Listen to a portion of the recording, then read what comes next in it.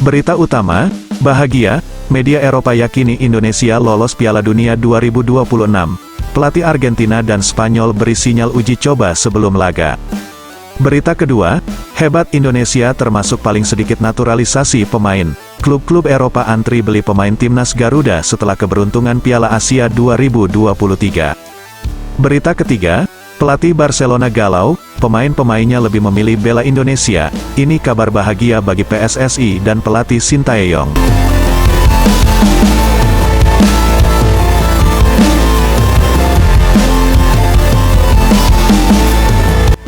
Ini kabar bahagia, puluhan media Eropa yakini Indonesia bakal lolos di Piala Dunia 2026. Bahkan keberadaan pelatih Argentina dan pelatih Spanyol yang dipastikan akan satu grup dengan Indonesia, diketahui beri sinyal akan lakoni uji coba dulu sebelum laga. Ini pertanda apa ya? Iya, memang ini sangat membahagiakan bagi khususnya pendukung skuad Garuda. Timnas Indonesia diyakini bakal mampu lolos ke Piala Dunia 2026 bahkan bisa sampai babak semifinal. Terkhusus menurut prediksi media dari negara Irak ini, bahkan ada lebih dari satu bahkan puluhan yang mengangkat kabar fenomenal timnas Garuda mendunia ini. Prediksi tersebut diangkat oleh media Irak antara lain Media Football, yang menempatkan timnas Indonesia di grup F bersama Argentina, Mesir, dan Spanyol, dan menjadi wakil Asia ke -8,5 yang lolos ke Piala Dunia 2026 nanti. Media tersebut beranggapan bahwa timnas Indonesia memiliki peluang besar untuk meloloskan diri, mengingat jumlah kuota perwakilan Asia dalam Piala Dunia 2026 telah ditambahkan oleh FIFA baru-baru ini. Penambahan jumlah peserta Piala Dunia dari sebelumnya 32 menjadi 48 tim, serta jumlah kuota pasukan Asia yang naik menjadi 8,5 tim, membuka peluang bagi timnas Indonesia untuk menjadi salah satu perwakilan Asia, dengan 8 tim yang akan mendapatkan tiket lolos melalui kualifikasi, sementara 0,5 lainnya melalui playoff interkontinental yang akan dihadapi wakil dari benua lain.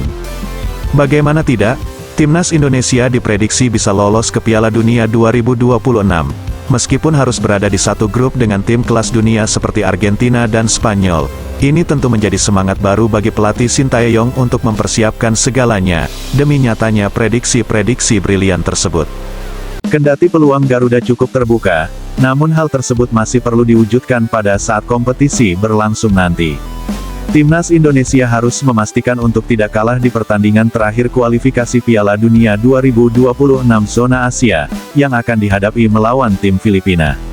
Kalaupun dalam kabar-kabar terakhir, pelatih Vietnam telah menampakkan kewaspadaannya akan kehadiran skuad baru Indonesia, yang menurutnya, memang strategi Sintayong bukanlah strategi biasa-biasa saja. Kemenangan pada pertandingan tersebut menjadi krusial bagi skuad Garuda yang saat ini berada di posisi ketiga dengan poin 7. Vietnam yang menduduki posisi kedua juga memiliki poin yang sama, tapi unggul head-to-head menjadikannya berada di posisi yang lebih menguntungkan. Ini PR besar bagi skuad Garuda. Tanpa berdalih, timnas Indonesia sudah berjuang maksimal dalam setiap laga yang dihadapinya, sekalipun hanya tampil sebagai tim underdog.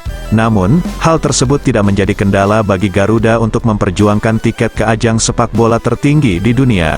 Bahkan, dalam beberapa pertandingan terakhir, timnas Indonesia mampu menunjukkan performa yang menggembirakan sehingga lebih memperkuat keyakinan para penggemarnya. Jika timnas Indonesia tampil gemilang di Piala Dunia 2026 nanti, maka dapat menjadi titik balik bagi perkembangan olahraga sepak bola Indonesia.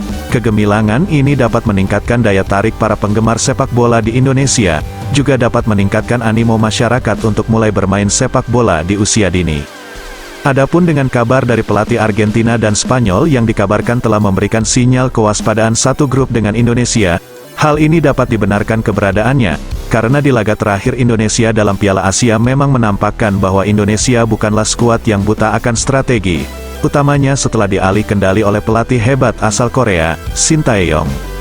Oleh karena itu, para pemain timnas Indonesia, pelatih, dan semua pihak yang terlibat di dunia sepak bola di Indonesia harus terus semangat dan bekerja keras untuk menggapai mimpi tersebut agar dapat mewujudkan prediksi media-media Eropa ini.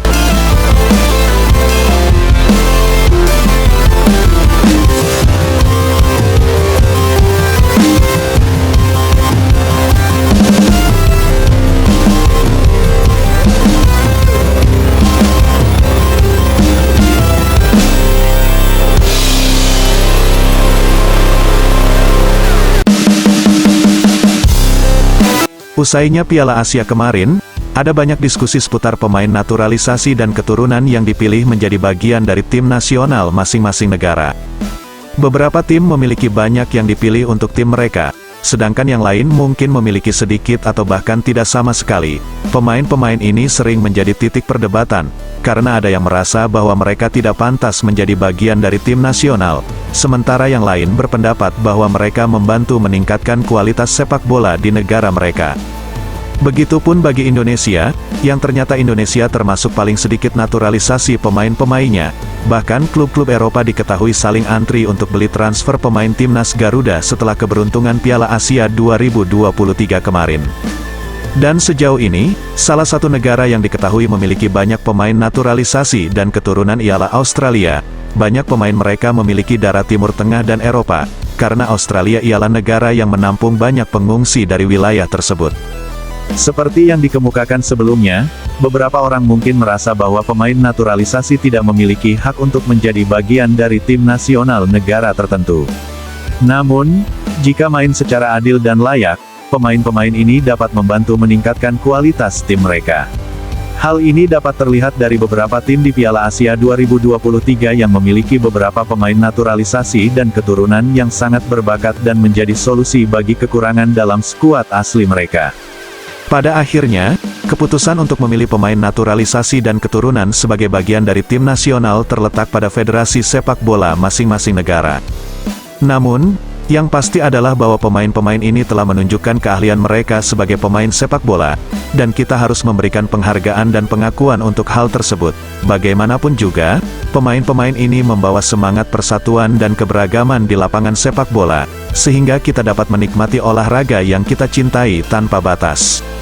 Kalaupun bagi Indonesia, nilai ketulusan serta cinta tanah air bagi bangsa Indonesia juga menjadi nilai plus dalam menentukan pemain-pemain naturalisasi Indonesia.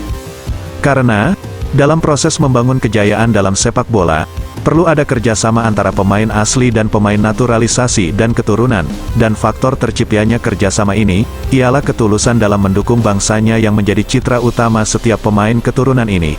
Kerjasama dalam tim akan menghasilkan kekuatan lebih dalam memenangi laga-laga yang dilakoni di gelanggang hijau. Dan sejarah baru yang tercipta di Piala Asia 2023 ini, ternyata juga memberikan sejarah bahwa terbatasnya pemain naturalisasi ternyata juga menjadi saksi. Yang terpenting ialah terciptanya harmonisasi dalam membangun kejayaan sepak bola di daerah Asia, terkhusus bagi skuad Garudanya Indonesia tercinta.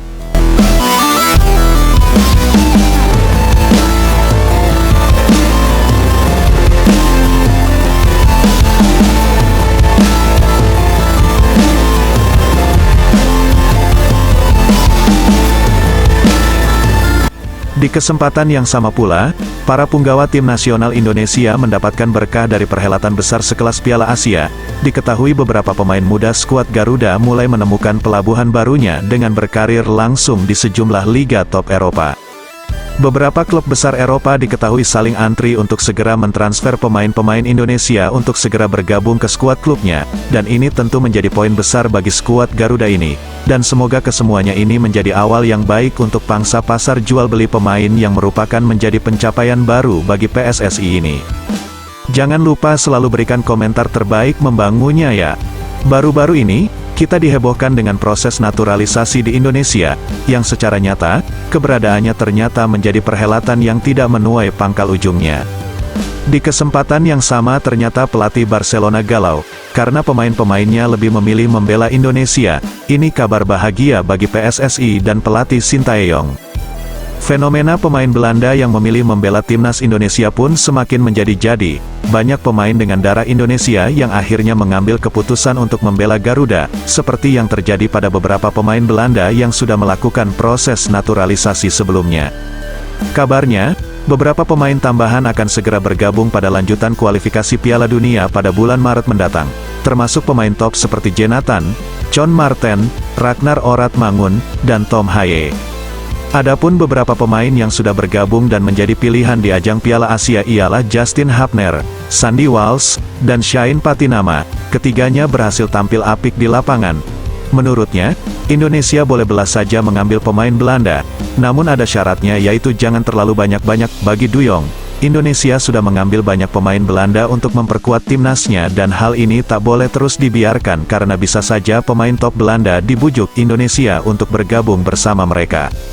Namun, untungnya pemain yang diambil Indonesia grade-nya masih standar sehingga tak mempengaruhi timnas Belanda saat ini. Semoga kedepannya semuanya lancar tanpa kendala dan yang pasti selalu kami nantikan komentar terbaik, serta saran membangun terbaik demi terciptanya timnas Indonesia berprestasi ya. Salam olahraga, SPS TV medianya anak bangsa.